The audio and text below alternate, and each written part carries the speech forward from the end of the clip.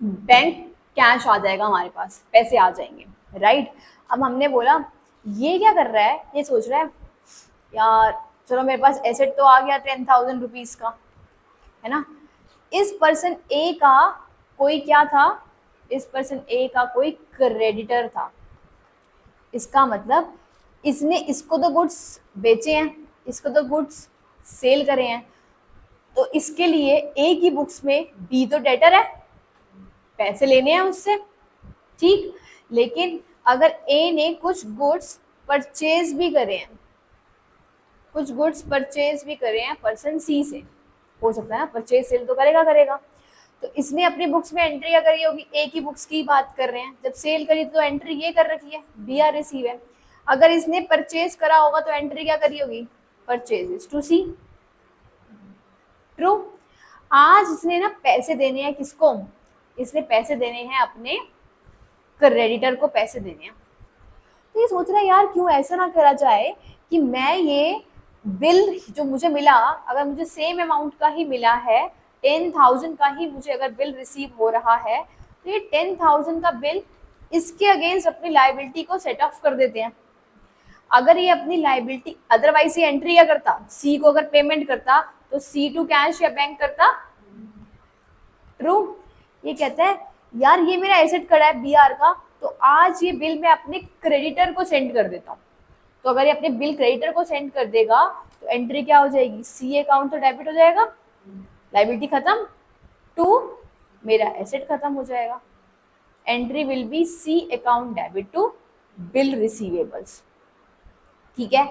अब due date पर इसको तो पेमेंट करनी है, इस बी ने तो ड्यू डेट पर पेमेंट करनी है, तो पेमेंट किसको करने वाला है, क्या ए को जाके करेगा, नहीं। एक्सेप्टर सिर्फ किसको पेमेंट करता है, होल्डर ऑफ द बिल को। सेकेंड केस के अंदर हमारे पास होल्डर ऑफ द बिल कौन था, बैंक था, तो बी ने किसको पेमेंट करी थी, बैंक को पेमेंट करी थी, ठीक है। तो सिमिलरली ड्यू डेट पर क्या ए की बुक्स में कोई एंट्री आएगी, answer is no, answer is no, ठीक है। लेकिन ड्यू डेट पर ये बी तो अपनी बुक्स में एंट्री करेगा, क्यों, क्योंकि इसे सबसे पहले क्या करा था, परचेजेस टू ए, फिर इसने ए को क्या दे दिया, बीपी, तो ए तो अकाउंट ऑलरेडी खत्म हो चुका है, जब वो एक्चुअल में पेमेंट करेगा तो पेमेंट कैसे करेगा, बीपी टू कैश और बैंक, राइट। पैसा रिसीव कौन करेगा, सी रिसीव करने वाला है। तो कर क्या रहे हैं यहाँ पर, बिल को, ये जो है क्रेडिटर जो है, जो ड्रॉर है ना, ये जो ड्रॉर है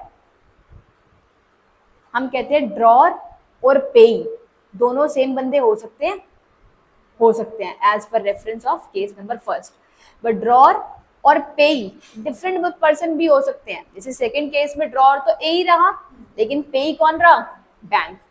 थर्ड केस में ड्रॉर तो सेम रहा, पर्सन ए, और पेई कौन रहा, पर्सन सी, जिसको पैसा मिल रहा है। लेकिन क्या पेयर चेंज हो रहा है क्या किसी भी केस में, आंसर इज नो।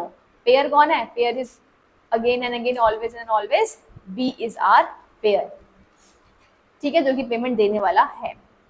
अब ये बात बताइए, ये तो सिंपल केस हुआ, पेमेंट हो गई, पेमेंट सी को रिसीव भी हो गई, ठीक है। मैंने बोला कि यहां पर अगर केस आ जाए डिसऑनर हो गया, तो बताओ क्या करेंगे, बिल हो गया डिसऑनर, क्या आपने ये एंट्री, क्या आप ये एंट्री कर चुके थे, आंसर इज यस, ये भी कर चुके थे, परचेजेस टू सी तो हुई ही होगी फॉर श्योर, और सी टू बी आर भी आप कर चुके हो, ट्रू।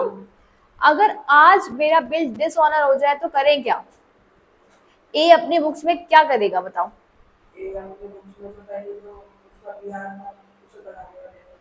अच्छा कह रहे हैं बी आर को बढ़ा देते हैं, ओके, अच्छा सी को बढ़ा दें, हैं, ठीक बोल रहा है, answer is no, B are to B होगा,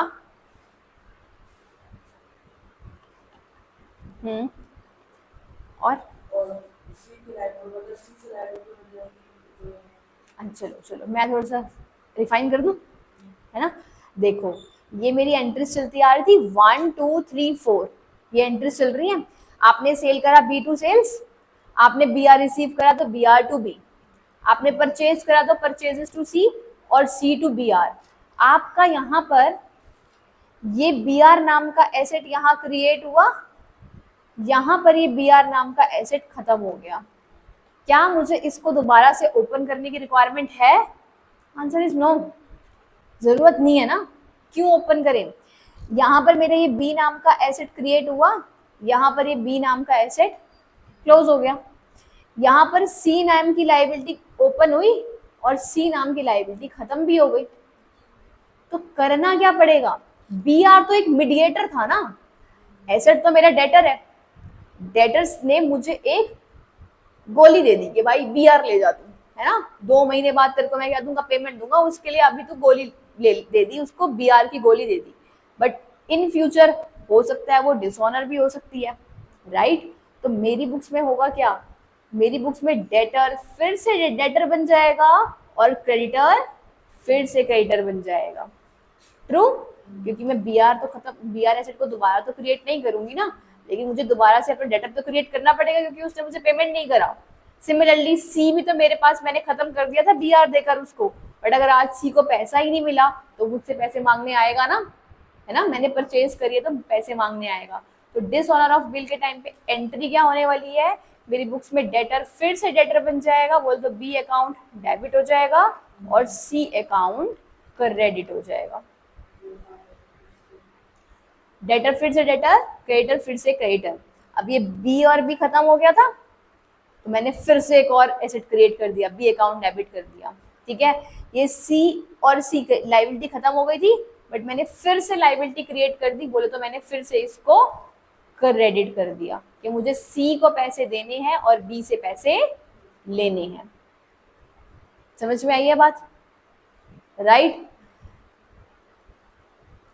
लेकिन यहां पर ये अपनी बुक्स में क्या एंट्री करेगा? इससे तो एंट्री करी थी purchases to A to BP, इसको तो पेमेंट करनी थी, पेमेंट कर देता तो बीपी टू कैश या बैंक कर देता, बट पेमेंट तो करी नहीं। तो इसकी बुक्स में डिसऑनर के टाइम पे क्या आएगी entry? Entry will be same, क्या? BP too, right, reversal entry कर दिया, सिंपल, बीपी टू ए, ये रहा बीपी टू ए। बताओ